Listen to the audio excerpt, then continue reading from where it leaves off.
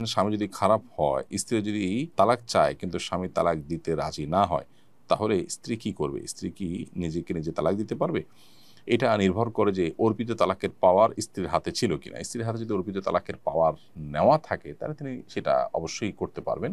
আর যদি অর্পিত তালাকের কোনো পাওয়ার তার আগে থেকে নেওয়া না থাকে, তাহলে সেক্ষেত্রে স্ত্রীর জন্য নিজের প্রতি নিজে তালাক গ্রহণ করা জায়েজ হবে না। সেক্ষেত্রে তার সমাধানের পথ হবে তিনি আদালতে যাবেন, অথবা যদি অমুসলিম প্রধান দেশ হয়ে থাকে তাহলে মুসলিম নেতৃবৃন্দ এবং কমিউনিটির নেতারা, ওলামা একরাম, মসজিদের ইমাম সাহেবগণ তাদের শরণাপন্ন হবেন। তারা বসে সবাই মিলে যদি তার বিচ্ছেদের উদ্যোগ নেন, তাহলে সেটা কিন্তু শরীয়তের দৃষ্টিকোণ থেকে জায়েজ হবে, তাকে রক্ষা করবার জন্য জুলুমের হাত থেকে। সুলতানা সাদিয়া লিখেছেন, আমাদের সমাজে স্ত্রীর অধিকার নিয়ে খুব কমই কথা হয়। অনেক মা ছেলেদের নিজেদের আয়ত্তে রাখতে গিয়ে স্ত্রীর প্রতি দায়িত্ব কর্তব্য শেখান না, বরং স্বামী যদি স্ত্রীকে ভালোবাসে বা তার হক আদায় করে তাহলে বিরক্ত হন। এই বিষয়ে কিছু বলুন প্লিজ। ইসলাম আমাদের প্রত্যেককে যার যার দায়িত্বের পরে সচেতন হতে বলেছে, সেটা মা হন, স্ত্রী হন, স্বামী হন, বা স্ত্রী হন, বাবা হন, ছেলে হন, সবার জন্য প্রযোজ্য। অতএব আমরা আজকাল যতটা অধিকার সচেতন ততটা কর্তব্য সচেতন নন। যে মা ছেলে তার হক আদায় করে সে ব্যাপারে তিনি সচেতন, সেই মা একইভাবে ছেলের প্রতি তার কর্তব্য কি সেটার পরেও তিনি সচেতন হতে হবে। তো এটার জানাশোনা নাই, আলোচনা নাই, এজন্যই কিন্তু আমাদের সমাজে আজকে দুরবস্থা। আমরা ইসলামটাকে সঠিকভাবে বোঝা, জানার চেষ্টা, শেখার চেষ্টাটুকু বেশিরভাগ মানুষই কিন্তু করি না, নিজেদেরকে মুসলমান আমরা দাবি করছি। সেজন্য আমাদের এই অধঃপতনটা আমরা দেখতে পাচ্ছি। একটি মেয়ে বাড়ি থেকে পালিয়ে বিয়ে করেছে, এই জন্য তার পিতা তাকে ত্যায্য করেছেন। সন্তানকে ত্যায্য করার বিধান সম্পর্কে ইসলাম কি বলে? ইসলামে আসলে সন্তানকে ত্যায্য করবার কোনো বিধান নেই। ত্যায্য করা মানে হলো সম্পর্ক ছিন্ন করা, আত্মীয়তার সাথে সম্পর্ক ছিন্ন করা। এটা শরীয়তে হারাম। কোনো অজুহাতে, কোনো যুক্তিতে, কোনো কারণেই সম্পর্ককে ছিন্ন করা, বিশেষ করে রক্ত সম্পর্কেও ছিন্ন করার কোনো সুযোগ নেই। সে ভিডিওটা আমাদেরও দেখার সুযোগ হয়েছে, আমরাও দেখেছি যে বাবা এবং মেয়ে দুজনেই সানন্দে এবং স্বেচ্ছায় একে অন্যকে ত্যাগ করে চলে যাচ্ছেন। এর চেয়ে দুর্ভাগ্যজনক আর কিছু নেই। তাদেরকে আমরা অনুরোধ করবো তারা যেন আল্লাহকে ভয় করেন, নিজের ইগো, নিজের জেদ, নিজের খেদ, এই সব কিছুকে আল্লাহর নির্দেশের সামনে কোরবানি করে দেন। তাহলে সেক্ষেত্রে দিন শেষে তারা মুসলমান হয়ে উঠতে পারবেন এবং সত্যিকারের যে আত্মসমর্পণকারী সেটা হওয়ার সুযোগ হবে তখন। এই জন্য এই বিষয়টাতে আমাদের খুব বেশি মনোযোগ দেওয়া উচিত, আমরা যাতে কোনোভাবেই আল্লাহর বিধানের বাইরে গিয়ে নিজেদের ইগোকে প্রাধান্য না দিই। এবং এভাবে যদি ত্যায্য করেও শরীরের দৃষ্টিকোণ থেকে এটার কোনো ভ্যালু থাকবে না।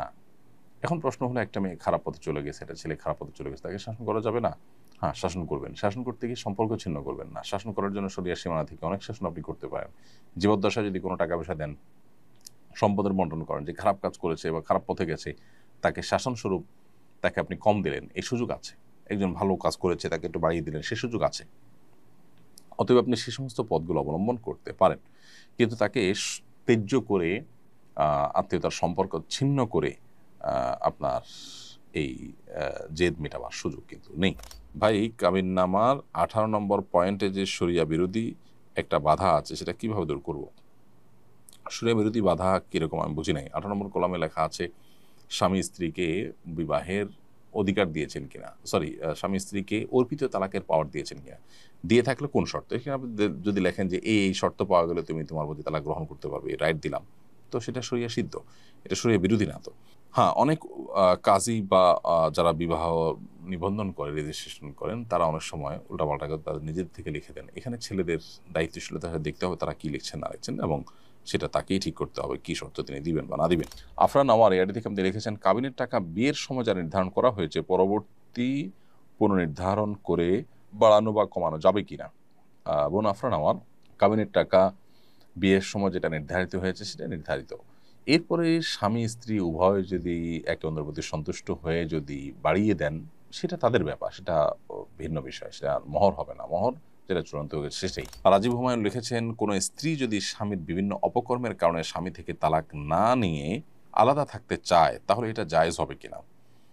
বা এই রাজীব হুমায়ুন, স্ত্রী যদি স্বামীর কোনো অপকর্মের কারণে অসন্তুষ্ট থাকেন, তাকে বোঝাবার চেষ্টা করবেন না, অভিমান করবেন, কিন্তু আলাদা থাকবেন, স্বামীর কোনো হক আদায় করবেন না, আবার তালাকও নেবেন না, এটা হতে পারে না। আপনি তার সাথে বৈবাহিক সম্পর্কে যদি থাকেন, তাহলে তার অধিকার আদায়ের ব্যাপারে আপনাকে সচেতন হতে হবে, দায়িত্বশীল হতে হবে। আর যদি সেটা আপনি না করেন, তাহলে সেক্ষেত্রে আপনি গুনাহগার হবেন। হ্যাঁ, তিনি যে অপকর্ম করছেন সেটার থেকে তাকে বিরত রাখবার জন্য চেষ্টা করবেন। যদি আপনি সফল নাও হন, আপনি আল্লাহর কাছে সওয়াব বিনিময় পেয়ে যাবেন। আর তার পাপের দায় তিনি বহন করবেন, আপনি নন। এজন্য তাকে সংশোধন করতে গেলে আপনি যেন আবার কোনো প্রকার গুনাহে লিপ্ত না হন। কারণ যতক্ষণ পর্যন্ত স্বামী হিসাবে থাকবে ততক্ষণ পর্যন্ত তার অনুগত থাকা এবং স্বামী হিসাবে তার প্রতি কর্তব্য আদায়ে আপনাকে দায়িত্বশীল হতে হবে। পারিবারিক ঝগড়া থেকে মুক্তির জন্য কি কোনো আমল বা করণীয় আছে, জানালে উপকৃত হতাম। পারিবারিক ঝগড়া থেকে মুক্তির জন্য যদি আপনি কোনো আমলের কথা বলেন, তাহলে বলবো যে আল্লাহ তাআলার কাছে দোয়া করবেন। স্পেশালি মানে ঝগড়া থেকে মুক্তির জন্য আলাদা কোনো আমল, আলাদা কোনো দোয়ার কথা আমাদের জানা মতে শেখানো হয়নি।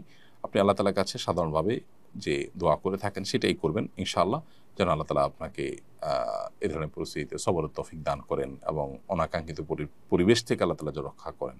বাস এই দোয়াটা আপনি আল্লাহ তাআলার কাছে সাধারণভাবে করবেন।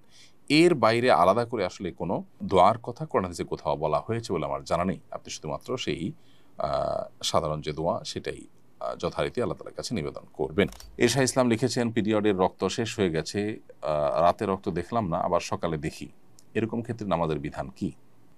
পিরিয়ডের যদি সময় শেষ হয়ে যেয়ে থাকে তাহলে সেক্ষেত্রে আপনি পরবর্তীতে রক্ত দেখলেও সেটা অসুস্থতা হিসেবে গণ্য হবে। আর যদি সময়ের মধ্যে এরকম হয় তাহলে সেটা তো অসুস্থ হিসেবে গণ্য হবে না, মাসিক হিসেবে গণ্য হবে। মেয়েদের কি নখে নেইল পলিশ লাগানো অবস্থায় ওযু সহিহ হয়? নেইল পলিশ লাগালে ওযু সহিহ হবে না, কারণ সেখানে আলাদা লেয়ার তৈরি হয়ে যায়।